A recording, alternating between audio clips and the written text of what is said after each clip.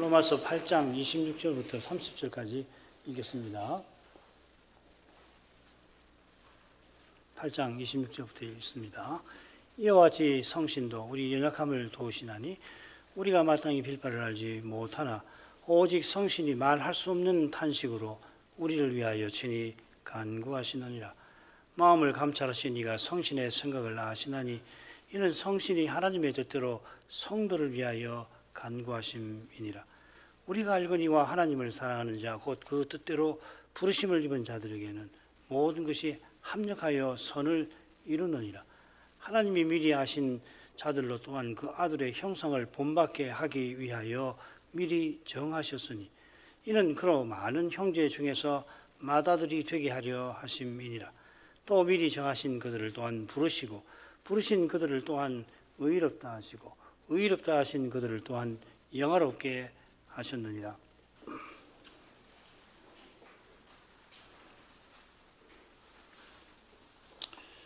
육신을 좇지 않고 성신을 좇아 행하는 이가 하나님을 기쁘시게 하지만은 우리 스스로는 성신을 좇지를 못합니다.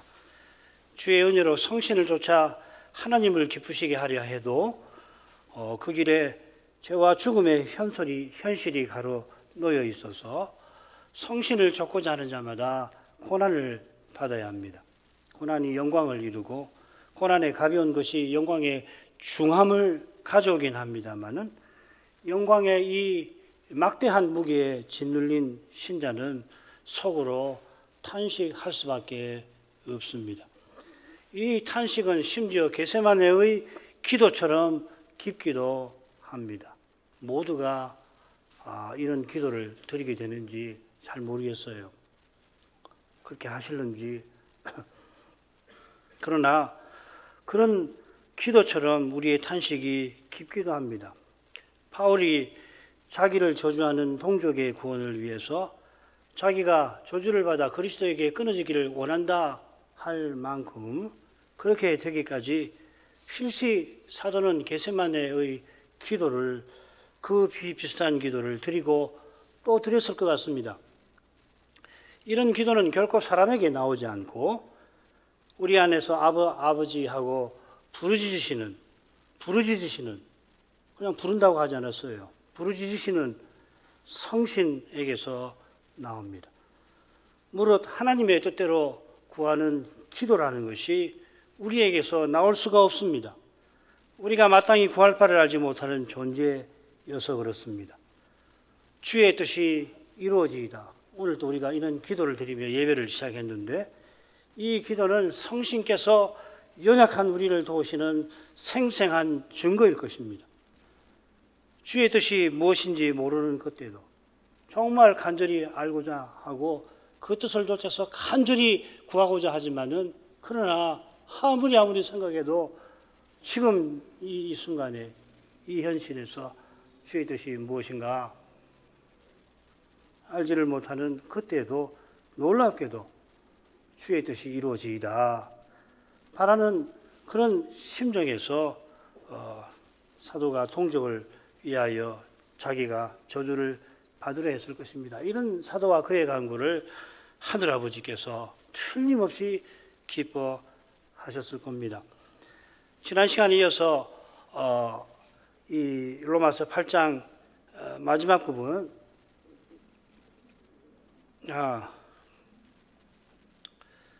8장 16절부터 30절 한가운데 나오는 29절을 이어서 생각해 보죠.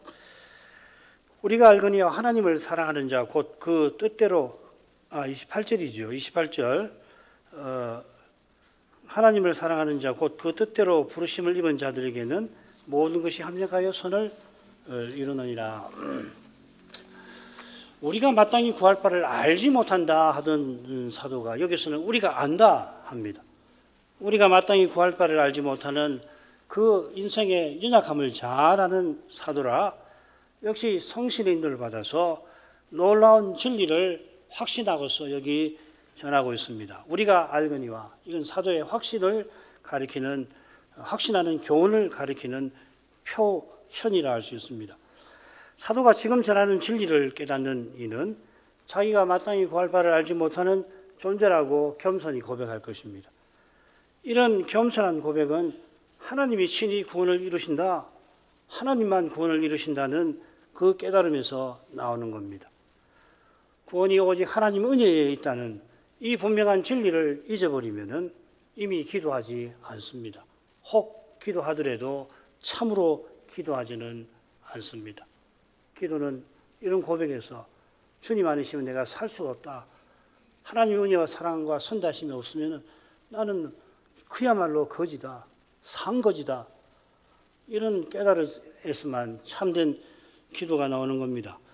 우리가 스스로는 못하나 성신의 도우심을 받아 하나님의 뜻대로 구해야 하는데 우리가 하나님의 뜻대로 부르심을 입은 사실과 붙어 있겠죠. 이게 28절 끝에 사실은 나옵니다. 번역상 앞으로 가졌는데 하나님을 사랑하는 자들에게는 모든 것이 합력하여 선을 이루느니라 하고서 그 뜻대로 부르심을 입은 자들에게 이렇게 사도가 이야기를 합니다. 이렇게 표현을 함으로써 하나님의 뜻대로 부르심을 입은 목적이 이 부르신 하나님을 사랑하는 데 있다는 것을 사도가 암시하는 것 같아요. 자, 우선 여기 하나님의 뜻은 뭐냐면 특별히 선택과 예정과 붙어 있는 뜻입니다. 이 뜻이라고 새긴 이 낱말이 로마서에 한 번 더 나오는데 거기서 확인이 될 겁니다. 로마서 9장 11절입니다. 그 자식들이 아직 나지도 아니하고 무슨 선이나 악을 행하지 아니한 때에 택하심을 따라 되는 하나님의 뜻이 행위로 말미암지 않고 오직 부르시는 이에게로 말미암아 소개하려 하사 여기 뜻 부르심이 다 나오죠, 그죠? 잘 아는 말씀입니다. 리브가가 쌍둥이를 낳았는데 쌍둥이 야곱과 에서가 나기도 전에 선이나 악을 행하기 아니한 때에 하나님께서 야곱은 택하여 언약의 후사로 삼고자 하셨다 하는 말입니다. 자, 이것이 택하심을 따라 되는 하나님의 뜻이라 하는 말입니다. 에베소서 1장 11절에 그 뜻이라는 말이 나오죠. 모든 일을 그 마음에 원대로 역사하시는 자의 뜻을 따라 우리가 예정을 입어 이렇게 되어 있습니다. 그러니까 여기서 뜻이라고 하는 건 이런 뜻인데 마찬가지로 29절, 30절이 이어지는데 거기서 예정의 문제를 다루고 있으니까 문맥을 봐도 여기 뜻은 예정하신 뜻이 되겠습니다. 하나님이 영원한 가운데에서 예정하시고 역사 가운데에서 부르시는 것입니다. 하나님께서 29절에 보시면은 미리 아신 자를 예정하셨다 했죠. 여기 아신다라고 하는 표현은 무엇보다 하나님의 사랑을 가리킨다. 항상 이 점을 꼭 기억하실 필요가 있습니다. 이걸 놓치고서 이 사람의 시간 관념을 여기 갖다 넣어서 하나님이 미리 아신 자들을 미리 정하신다고 했으니까 예지가 예정에 앞선다 이렇게 생각하면 곤란해요. 그렇게 생각하던 아르미니우스주의자가 무슨 주장을 했나? 결국은 사람의 믿음에 하나님의 선택이 매이도록 한 거 아니에요. 무슨 말이냐면 하나님께서 사람을 짓기도 전에 누가 믿나 보자 하고 내다 보시고 저 사람이 저 인간이 저 아무개가 믿는구나 미리 아시고 저 믿는 저 사람을 구원하도록 예정해야 되겠다. 이랬다는 거예요. 이런 주장에 따르면은 사람의 믿는 의지와 행위가 감히 하나님의 예정을 결정하고 예정하시는 그 하나님을 사람의 믿음이 주장하는 꼴이 되지 않습니까? 말이 안 되는 겁니다. 이것은 예정만 아니라 부르심도 하나님이 하시는 일이에요. 하나님이 구원하실 자를 미리 정하시고 그를 친히 부르십니다. 하나님께서 부르실 때에 통상적으로 말씀을 쓰셔서 부르시는데 이게 바로 하나님의 살아있고 항상 있는 말씀으로 우리를 거듭나게 하셨다 하는 뜻이기도 하죠. 그래서 이런 부르심을 좀 더 교리문답에서는 분명하게 혈육 있는 부르심이라 하는데 소위문답 31문의 혈육 있는 부르심을 이렇게 소개하고 있습니다. 혈육 있는 부르심은 하나님의 성신께서 하시는 일로서 우리의 죄와 비참함을 깨닫게 하시고 우리의 마음을 밝게 하여 그리스도를 알게 하시고 우리의 의지를 새롭게 하셔서 우리로 하여금 복음 가운데 값없이 주시는 예수 그리스도를 영접하도록 우리를 설복하여 믿게 하시는 것입니다. 통상적으로 이 구원의 소정에서 말하는 부르심보다 훨씬 내용이 많죠, 그죠? 조금 설명을 하겠습니다.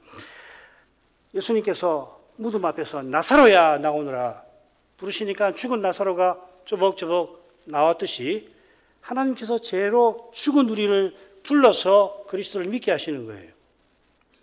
죽어 있는 사람이 뭐 하나님 말씀 듣는다고 들을 수는 있나요? 못 듣는 거죠. 이게 하나님 하시는 일이에요.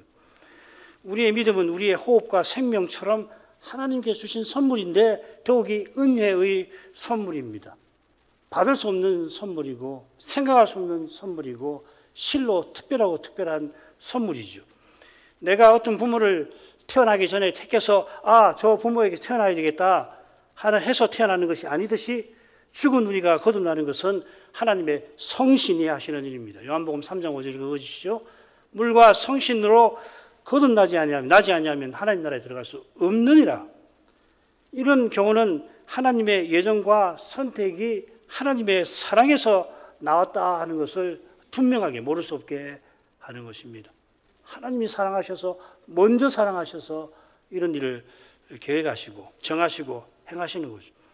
그래서 사도가 이런 사랑 위에서 데살로니가 교회의 선택을 확신하지 않습니까? 데살로니가전서 1장 4절 하나님의 사랑하심을 입은 형제들아 너희를 택하심을 아노라 하고서 어떻게 하느냐?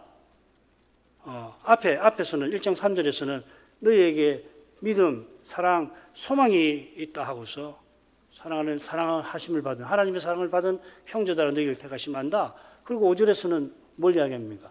너희에게 복음이 들어가서 능력으로 복음이 너희에게 들어갔기 때문이다. 그렇게 이야기하잖아요. 그러니까 복음이 들어간 거, 그 복음을 믿고서 사랑을 하고 소망을 갖는 거, 이거 전부 하나님이 사랑하셔서 주신 거라고 하는 거죠. 그래서 사랑을 입은 형제들아 너희를 택하심을 하노라. 이 사랑을 입은 형제들아, 이 예정됐다는 말하고 같은 말이거든요. 그 뜻대로 부르심에 하나님의 사랑이 나타납니다. 그런 사랑을 받은 까닭에 우리가 하나님을 사랑하는 거죠. 하나님이 먼저 사랑하셔서 우리도 하나님을 사랑합니다. 사실 하나님께서 하지 않을 수 없도록 우리를 먼저 극진히 사랑하십니다. 요한 사도가 하나님은 사랑이시라 교훈할 만큼 얼마나 놀라운 교훈입니까? 이거 아무나 하는 거 아니죠. 하나님은 사랑이시다 그렇게 말할 만큼 하나님은 사랑하시는데 사랑할 수 없는 우리를 사랑하시는 것입니다. 우리는 도무지 사랑할 수 없는 죄인입니다.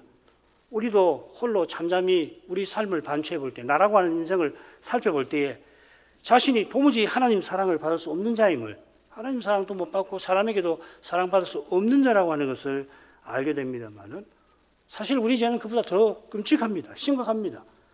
우리의 죄는 하나님의 사랑을 절대 받을 수 없을 만큼 절대 우리의 죄는 절대로 못 받는 거예요. 하나님이 사랑하셔서 귀한 사랑으로 절대 될 수 없는 일을 베풀어서 구원하시는 거 아니에요?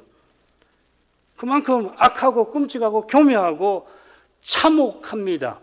막 악하다고 악한 형용사 다 붙여도 될 겁니다. 아마. 요한 사도가 하나님께서 어떤 사랑을 우리에게 주사 우리가 하나님의 자녀라 일컬음을 얻게 하셨는고, 이 마치 감탄함이 외쳤는데 이 심정이 어린 소리 있는 거예요. 어떠한 사랑을 우리에게 주사 우리가 하나님의 자녀라고 일컬음을 받게 되었단 말인가? 도무지 어떤 사랑인가? 바울은 조금 아래서 하나님이 독생자를 아끼지 아니하고 우리를 위해 내어주셨다고 하셨습니다. 아끼지 않고요. 우리의 구원은 그런 것입니다. 하나님이 자기 아들을 아끼지 않고 내어주신 거예요. 요만큼만. 우리 구원을 위해서는 아들 절반만 내어주면 구원할 수 있겠다. 그거 아니고요. 아끼지 않고 우리를 위해서 내어주셨다. 성부께서 독생자를 얼마나 고귀하게 여기시는지를 안다면은 그런 독생자를 아끼지 않고 내어주신 사랑은 실로 놀라운 겁니다. 더욱이 우리가 하나님의 뜻대로 살아간 의인이 아니라 하나님을 대적하던 죄인 아닙니까? 우리에게서 하나님의 사랑을 받을 조건이나 심지어 근거를 찾아내려고 하는 시도가 있는데 아무리 선한 의도가 되었다 하더라도 하나님의 사랑을 가리고 말 것이에요. 예를 들면 이런 것이죠. 하나님이 우리를 창조하셨기 때문에 그 우리가 만일 구원받지 못하면 하나님 창조는 실패로 돌아가니까 그 창조가 성공하기 위해서 하나님은 우리를 구원하셔야 한다. 이해가 됩니다. 예, 뭘 이야기하려고 하는지 알겠습니다. 그러나 그래서 우리가 구원 얻을 자격이 생기는 게 아니에요. 이런 착각이 믿음의 길에서 얼마나 우리를 비참하게 만들고 우리의 믿음을 엉망으로 만드는지 모르죠. 바울의 교훈처럼 우리가 받지 아니한 것 하나도 없습니다. 달리 말해서 이거 우리 거다 주장할 수 있는 것이 있다면 어거스틴 말대로 죄, 악 두 개는 주장할 수 있을 거예요. 이건 제 겁니다 하고 하나님 앞에서 자랑할 수 있다면 내 죄와 내 죄로 말미암은 악은 내 것입니다 라고 주장할 수 있을지는 모르겠죠. 그러나 우리에게 있는 선한 것 중에 받지 않은 거 아무것도 없습니다. 모두 받았습니다. 양과 염소에 비교해서 우리는 주님께 드린 거 하나도 없습니다. 받은 것밖에 생각 안 나는 거예요. 내가 주님께 해드린 게 뭐가 있나? 다 받았지. 예. 받아서 했고 받아서 했을 뿐만 아니라 할 힘과 지혜와 할 마음도 그 하나님 주신 거 아닌가? 내가 형제가 어려울 때 그 어려움을 알고서 소통해야 되겠다. 그래서 도울 마음이나 도울 힘이나 또 도우려면 쉽지 않잖아요. 남을 돕는 건 굉장히 어렵죠. 지혜가 있어야 되는데 그거 다 하나님이 주시는 거라고요. 그러니까 양과 염소에 비어 있는 것처럼 네가 내 굶주릴 때 먹을 것을 갖다 줬다 하니까 이 양들이 뭐라 그럽니까? 주님, 우리가 언제 주님께 그런 해드렸습니까? 아무리 생각해도 주님께 해드린 거 하나도 없고 죄다 받은 것밖에 없습니다. 반대로 염소는 어떻습니까? 아니 우리가 주님께 해드리지 않은 게 뭡니까? 대체 뭡니까? 그런 일 못 봤으니까 안 해드렸지요. 그거 아니에요? 찬양지차가 나는 겁니다. 이게 얼마나 큰 차이가 나는지 모릅니다.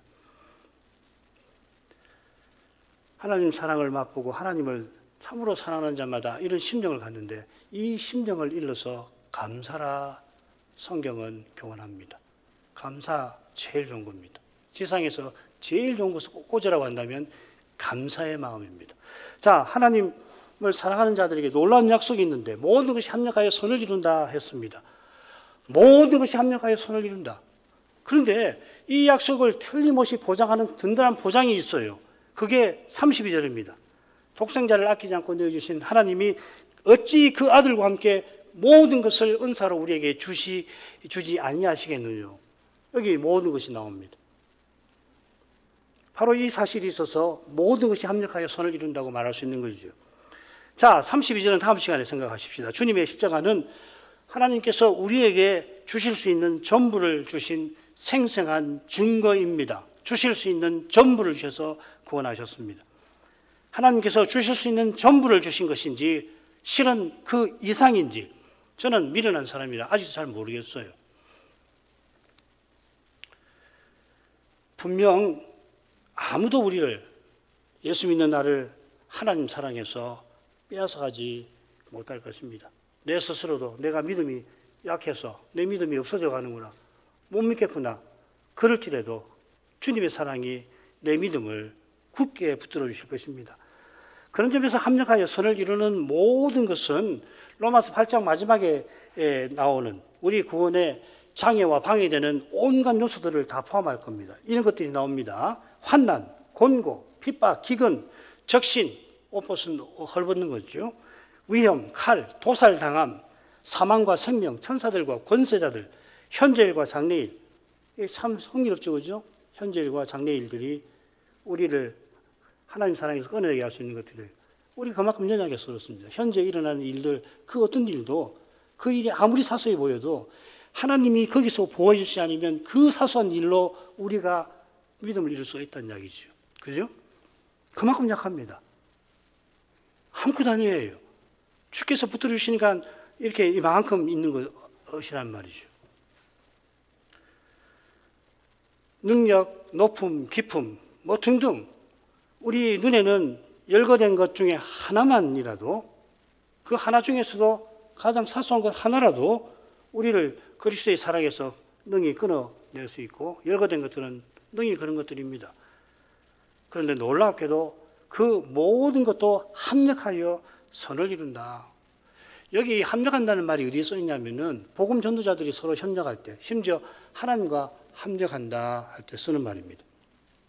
바울과 그를 돕는 실라와 디모데, 누가가 한 마음으로 복음을 전한 결과로 주님께서 주님의 교회들이 서나가게 했죠. 그 길에 온갖 고난이 도사리고 있었고 죽음과 죄의 현실은 가는 곳마다 떡하니 버티고 있었습니다. 언제인지 잘 모르겠습니다만 사도가 3번이나 자기 눈병을 고쳐달라고 간구했는데 주님께서 응답하시되 그의 눈병을 고쳐주시는 것이 아니라 내 능력이 약한 데서 온전하여짐이라 하는 대답을 주셨습니다. 사람 생각에는 그의 눈병이 사탄의 사자 노릇하니까 사탄의 사자가 하는 일이 뭡니까? 복음 전도를 방해하는 거 아니에요. 사람들로 못 믿게 하는 거 아닙니까? 바울의 눈병 때문에 복음을 전하려고 하기는 그냥 복음을 전해도 그걸 듣고는 사람들이 바울의 모습을 보고는 예수 안 믿게 만들 만큼 그렇게 눈병이 심각했다는 이야기 아니겠습니까?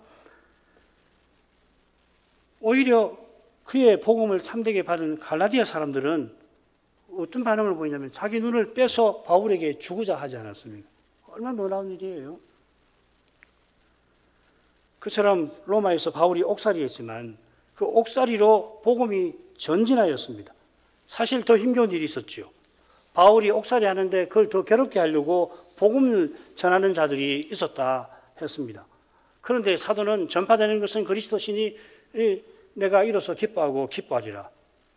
얼마나 놀라운 일입니까? 더구나 이 빌립보서에서 이 사실을 언급하고 내가 기뻐하고 기뻐하리라. 나를 괴롭게 하려고 복음을 전하는 그런 일이 있지만 그래도 결국 전파되는 건 그리스도시지 않나? 그래서 나는 기뻐하고 기뻐한다. 이걸 빌립보서에 써서 보냈더니 빌립보 교인들이 얼마나 위로와 격려를 얻었겠습니까? 이것이 믿음이구나. 이게 믿음의 길이구나. 바울이 이렇게 고백하기까지 얼마나 염려했을지. 가령 오라 나는 곤고한자로다. 이 사망의 몸에서 누가 나를 건져내랴. 한 고백이라든지 날마다 모든 교회를 위한 염려로 내 마음이 짓눌린다는 고백을 보아서 미루어 짐작할 수 있습니다. 게다가 사도가 복음 전파를 아무런 부족이나 연약이나 실수나 실패 없이 행한 거 아닙니다. 특별히 2차 선교여행이 그렇죠. 출발부터 쉽지가 않았습니다. 마가들이 가는 일로 바울은 결국 바나바와 따로 2차 선교여행을 나서야 했습니다. 그리고 이후에 적어도 2번은 성신께서 바울이 계획한 그 전도의 길을 막고 다른 데로 보내셨습니다. 그리고 유럽으로 넘어간 후에 그 빌립보로 넘어간 이후로 그 여정을 보면은 이건 도망자입니다. 이건 사도행전 17장을 읽어보면은 바울이 이 빌립보에서 16장에 빌립보가 나오죠. 11장에서 데살로니가로 가서 결국 고린도까지 가는데 그 여정을 잘 보면은 도망자예요. 완전 도망자입니다. 왜 베레아로 가고 그다음 데살로니가에서 베레아에서 저기 아데네로 가고 아데네에서 마침내 고린도로 갔는가? 그걸 보면은 갈 수밖에 없어요. 그 길을 보면요. 도로를 그 당시 도로망을 보면 결국 이 도로를 타고 밤에 도주할 수밖에 없었겠구나. 갔더니 베레아가 되고 그랬었거든요. 그런데도 사람이 볼 때는 뭐 도망자고 그다음에 감옥에 갇히고 계획대로 안 되고 가장 가까운 동료하고 마음이 틀어져 가지고 따로 가고 2차 전도 여행은 처음부터 그랬습니다. 그러나 모든 것이 합력하게 하십니다. 그래서 2차 선교 여행 보십시오. 바울이 다닌 그 판도가 가장 넓죠. 1차보다 3차보다 훨씬 판도가 넓고 그리고 교회를 세우게 하시지 않았습니까? 사도가 모든 것이 합력하여 선을 이루느니라 하고서 하나님의 뜻대로 부르심을 입은 자들에게 하고 덧붙였습니다. 뜻이 있겠죠? 그건 29, 30절에서 이 부르심, 그 뜻, 예정을 다루기 위해서 그렇게 했을 겁니다만은 동시에 바로 앞에 우리가 마땅히 구할 바를 알지 못해서 성신이 말할 수 없는 탄식으로 우리를 위해서 간구하시는 하나님 뜻대로 간구하시는 사실과도 붙어 있습니다. 하나님의 뜻대로 부르심 입은 우리가 성신의 도우심 없이는 결코 부르심을 받들지 못할 만큼 연약하다 하는 겁니다. 부르신 하나님께서 친히 그 뜻을 이루십니다. 하늘에는 그리스도를 아버지 우편에 두셨고 여기서는 성신을 그리스도의 영으로 우리 안에 두셨습니다. 그렇게 이루시는 겁니다. 우리가 보혜사이신 그리스도와 다른 보혜사이신 성신의 도우심을 받아 선에 이르게 하시는 것입니다. 이 선이 뭔지를 로마서 14장에 나오는 중요한 말씀에서 우리가 실마리를 찾을 수가 있겠습니다. 로마서 14장 16절부터 20절 상반절까지 읽겠습니다. 그러므로 너희의 선한 것이 비방을 받지 않게 하라. 하나님 나라를 먹는 것과 마시는 것이 아니요 오직 성신 안에서 의와 평강과 희락이라. 이로써 그리스도를 섬기는 자는 하나님께 기뻐하심을 받으며 사람에게도 칭찬을 받느니라. 이러므로 우리가 화평의 일과 서로 덕을 세우는 일을 힘쓰나니 식물을 인하여 하나님의 사업이 무너지게 말라. 이 문맥을 보면 선한 것이 뭐냐면 너희의 선한 것은 하나님 나라라는 걸 건망할 수 있습니다. 성신 안에서 의와 평강과 희락으로 그리스도를 섬기는 것인데 이것이 바로 덕을 세우는 일, 교회로 서나가는 그 일이죠. 덕 세운다는 말이 서로 착한 일 하도록 고면한다는 이야기 정도가 아니고요. 세우는 거예요. 그리스도의 몸을 세우는 것입니다. 믿음이 약한 자와 강한 자의 문제를 지금 다루고 있지 않습니까? 로마서 14장 1절부터 해가지고 15장 16절까지가 그 주제를 다루는데 이 단락 끄트머리에 가면 15장에 가면 이런 말씀 나옵니다. 선을 이룬다 하는 말이 나와요. 거의 똑같은 말입니다. 전치사가 있고 없고 여기는 있고 지금 로마서 8장에는 전치사가 없습니다. 우리 각 사람이 이웃을 기쁘게 하되 선을 이루고 덕을 세우도록 할지니라. 같은 말이죠. 그죠? 이 선이라는 게 교회를 세워서 하나님 나라를 세워나간다. 그리고 그 나라가 완성되는데 이른다 이 말이죠. 사람 눈에는 특별히 이 세상 역사를 통찰한다는 역사가들이 보기에는 21세기 일어나는 온갖 일들에서 그리스도의 교회가 곧 소멸할 것 같습니다만은 오히려 주님께서는 모든 것이 합력하여서 그리스도의 교회가 굳게 서나가게 하십니다. 불과 30년 전만과 비교만 해봐도 지금 우리 눈앞에 펼쳐진 교회의 현실은 너무도 실망스러워 보입니다만은 우리 주님께서는 하나님이 없다고 떠들어대는 이 시대에 오히려 하나님의 영광이 비치는 그런 예배를 반드시 드리게 하실 것입니다. 그 영광을 뵙는 교회와 신자는 한편으로 하늘의 거룩한 기쁨을 맛보는 동시에 깊은 탄식이 그의 속에서 나올 것입니다. 하지만 그 탄식이 나타날 영광을 바라보는 소망과 딱 붙어 있습니다. 그러니까 말씀드린 것 같은데 탄식이 어떻게 나오냐면은 장차 나타날 영광의 무게가 너무도 무거워서 그것이 진두르니까 우리 속에서 탄식이 나온다는 거예요. 괴로워서 현실이 괴로우니까 아이고 이 결혼 현실 언제나 벗어나랴 그렇게 해서 탄식하는 게 아니고요. 그런 것이 물론 있긴 할 겁니다만은 바울이 이야기하는 건 뭐냐면 장차의 영광이 너무도 중요해서 그 영광이 지금 누르니까 우리 속에서 탄식이 나오는 거예요. 달리 말하면 장차의 영광이라는 강렬한 소망이 우리 속에 있는데 그 소망과 현실은 너무도 차이가 나는 그 차이에서 발생하는 것이 고난이고 그리고 탄식이라 하는 겁니다.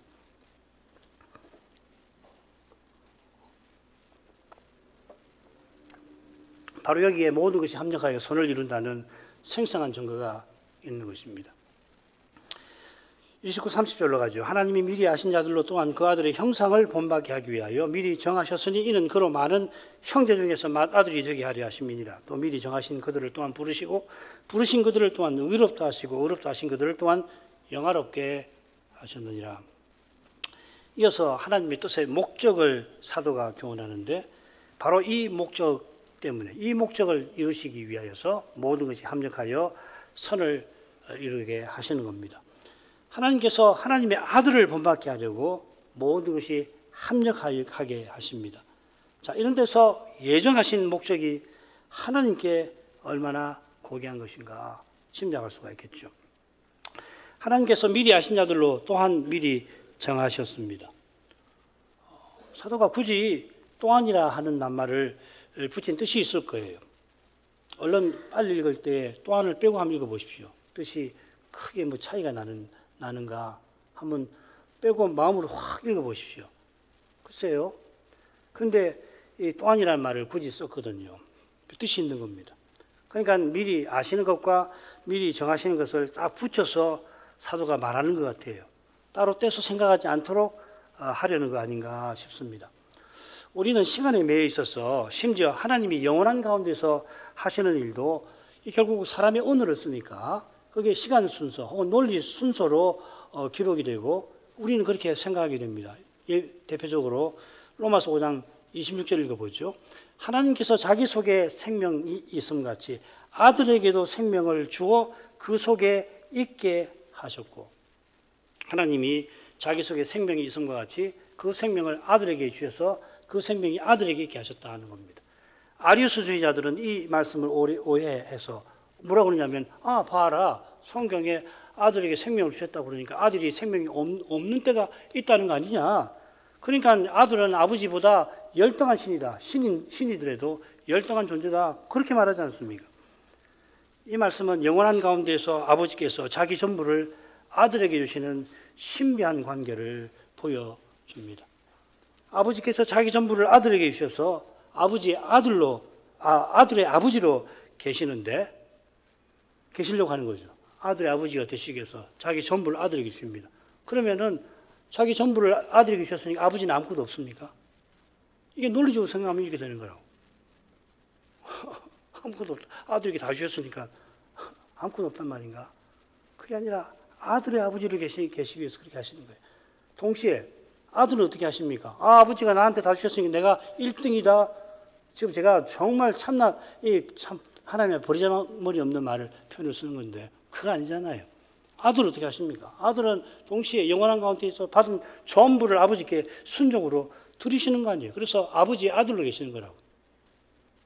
아버지의 아들로 계시는 거라고. 아버지 없이 자기가 혼자서 뭘 안 하신다는 얘기잖아요. 그게 삼위예요. 매 순간이라는 말도 이게 시간적인 거죠. 매 순간. 단절 없이 아버지와 아들은 성신 안에서 이런 신비한 사귐을 나누고 계십니다. 이런 신비를 지금 여기서는 제대로 헤아리기가 어렵습니다. 사람의 말이 시간적인 것이라 그렇죠. 힘들다고 해서 사람의 생각, 범주를 가지고서 하나님을, 또 말씀을 재단하지 않도록 늘 주의해야 할 것입니다. 그처럼 지금 사도가 예정의 목적을 강조하니까 그 강조하는 목적을 우리가 살피도록 하십시다. 그 목적은 우리가 하나님의 아들의 형상을 본받게 하시는 겁니다. 이게 우리를 부르신 목적이죠. 부르신 하나님께서 무엇보다 우리에게 아버지가 되어주셨다는 말 아닙니까? 우리의 아버지가 되려고 자기 아들을 아끼지 않고 내어주셨습니다. 그런 하나님을 우리가 그 아들처럼 모셔야 할 것 아닙니까? 아버지가 아들들로 삼아주셨으니 성신의 인도를 받아 하나님의 아들들다웠게 그렇게 살아야 할 것이고, 그리스도처럼 심지어 아버지하고 부르짖는 데까지 이르도록 해야 할 것입니다. 이 기도, 겟세마네의 기도가 인생이 그 아들의 형상을 가장 본받는 것일 겁니다. 지금 여기서. 장차는 죄와 죽음의 현실이 사라지니 부르짖을 필요가 없을 것이고, 그리스도와 같아져서 아버지와 사랑의 사귐에 매 순간 나아가게 될 것입니다.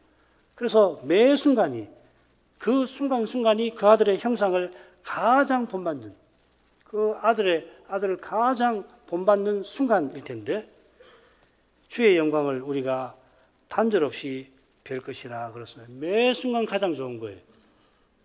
우리 어린이 여러분, 천국에 가면은 찬송만 부른다고 하니까 그거 지루하지 않을까? 그런 생각이 혹 들 거예요. 그거 아닙니다. 천국은 이곳하고 너무 달라서 매 순간이 가장 좋은 때예요. 그런데 그 다음은 더 좋은 겁니다. 매 순간 다음에 나빠지는 게 아니라 더 좋아지는, 계속해서 최고의 순간이 되는 거예요. 기쁨도 그렇습니다. 기쁨도 그럴 거예요. 이렇게 기쁠 수가 있나? 지상에서는 가끔 그런 기쁨을 느낄 때 내가 이런 즐거움을 맛봐도 되나? 그런 생각이 불안하지요, 그죠? 너무도 나에게 분에 넘치는 기쁨을 주셔서 감사하긴 하지만은, 이런 기쁨을 내가 누릴 수 있나? 불안하잖아요. 그때는 그런 거 없습니다. 매 순간 새롭습니다. 새로운데, 그 다음에 또 새롭고, 더 새롭고. 그처럼 그 아들께서 성신 안에서 성부를 대하시는지를 매 순간 깨닫고서 우리는 기뻐하게 될 겁니다. 지극한 기쁨을 맛본 순간 그보다 더 지극한 기쁨에 즉시 이르게 될 것입니다. 그때 비로소 하나님이 왜 사람을 하나님의 형상대로 지으셨는지, 심지어 죄인을 구원하셨는지를 환히 깨닫게 될 것입니다. 하나님 사랑의 극치를 맛보게 될 것입니다. 그 사랑을 맛볼 때 지금 여기서 죄와 죽음의 현실에서 도무지 풀 수 없는 거 없을 것처럼 느껴지는 그런 문제들이, 그때는 속속들이 그 문제를 헤아리게 될 거예요. 이런 문제였구나. 이것이었구나. 그래서 그때는 절대로 풀리지 않을 거라고 생각한 것이고, 우리 현실이 그렇게 힘들었겠구나 헤아리게 될 겁니다. 그 아들의 형상을 본받게 하시는 뜻이 태초에 하나님의 형상대로 사람을 지으신 일에 이미 드러났습니다. 사람을 지으신 목적이 하나님의 형상이신 아들을 본받게 하시는 것입니다. 우리가 아들을 닮는 거지 아들과 같아지는 건 아닙니다. 우리가 하나님의 아들들이 된다고 해서 성자가 되는 건 아닙니다. 그리스도와 같아지는 거죠. 그리스도와 같아지는 겁니다. 그래서 그 아들의 형상을 본받는다, 이렇게 조금 복잡하게 표현을 했을 겁니다. 아담이 금령을 어겨서 창조의 목적이 무산될 뻔했는데 하나님이 하나님 형상이신 아들을 사람으로 보내서 친히 목적을 이루신 것입니다. 이게 그리스도 안에서 우리가 하나의 새로운 사람으로 살아가게 하시는 그것입니다. 만물을 충만케 하시는 자의 충만으로 살아가는 것입니다. 자, 이런 내용이 이는 그로 많은 형제 중에서 맏아들이 되게 하려 하심에도 담겨 있죠. 하나님의 아들께서 많은 형제 중에서 맏아들이 되어 주십니다. 이 맏아들은 죽은 자 가운데서 부활하신 그리스도를 가리키는 표현입니다. 다른 표현도 하나 있긴 있는데 주로 그렇습니다. 맏아들을 하늘에 올려 모든 천사들 들어 경배하라 하셨죠. 맏아들은 또한 구약의 중부자와 붙어 있는데 이 맏아들 개념이 가장 잘 드러나는 것이 대제사장이고 또한 왕입니다. 다윗 왕입니다. 그리스도 안에서 우리가 하나님의 아들들, 자녀들이 되어서 왕 같은 제사장나라와 그리고 거룩한 사명을 이룰 수 있는 존재, 왕 같은 제사장이 되었다는 말이 바로 이것입니다. 이어 바울 사도는 구원의 서정을 교훈합니다. 구원의 서정이라는 건 하나님이 죄인을 구원하시는 순서지요. 이 순서 안에는 우리의 행위인 믿음, 회개, 거룩한 삶 있죠. 9가지가 있는데 참고하시길 바랍니다. 30절에서는 하나님께서 하신 3가지 일만 들었어요. 부르시는 거, 의롭다 하시는 거, 영화롭게 하시는 겁니다.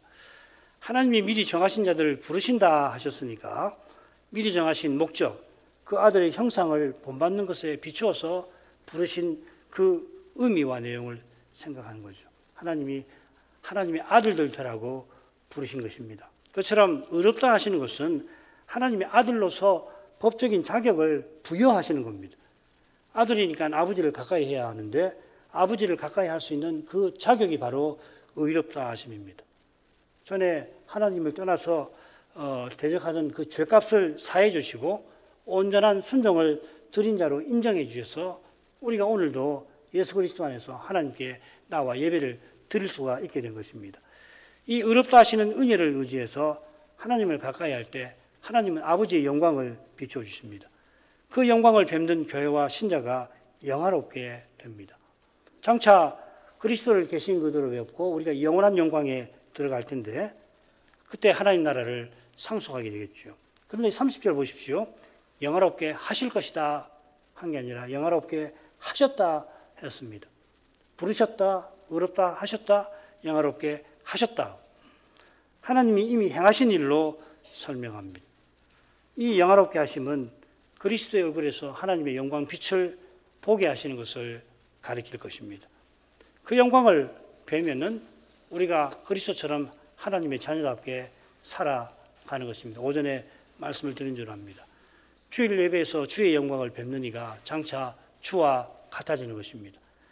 그처럼 지금 믿음으로 의롭다 하심을 받는 이가 장차 심판대에서도 너는 의롭다 하시는 아버지의 최종 판단을 받게 될 것입니다.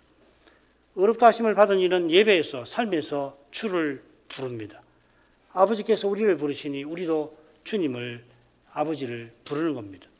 심지어는 아버지하고 부르짖기까지 하며 아버지를 부릅니다. 우리가 겟세마네의 그리스도처럼 살게 하시는 겁니다.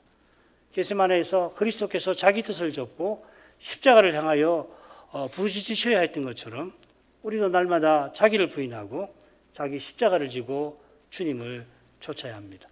바로 이 일을 위하여서 성신께서 말할 수 없는 탄식으로 우리를 위하여 간구하시는 줄 믿습니다. 기도하겠습니다.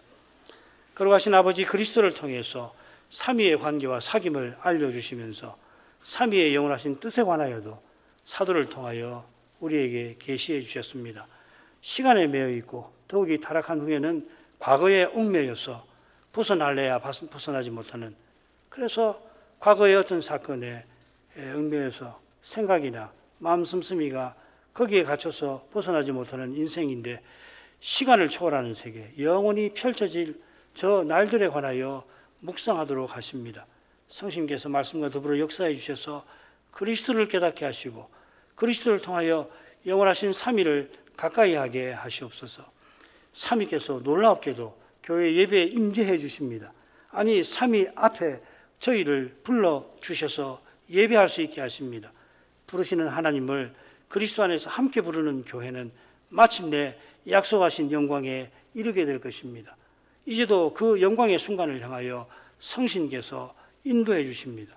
그 인도만이 인생이 전진하는 그 길을 발견하게 됩니다. 비록 그 길이 때로 뒤처지는 것 같기도 하고 뒤처지는 길 같기도 하고 심지어 모든 사람이 가는 그 길과 정반대로 향하여 난 길이라 사람이 스스로 걷기 힘들고 스스로도 싫은 그런 길입니다마는 참된 믿음은 그리스도로 말미암아 그 길을 끝까지 걸어갈 것입니다. 이 믿음을 저에게 내려주시옵소서. 예수님 이름으로 기도합니다. 아멘.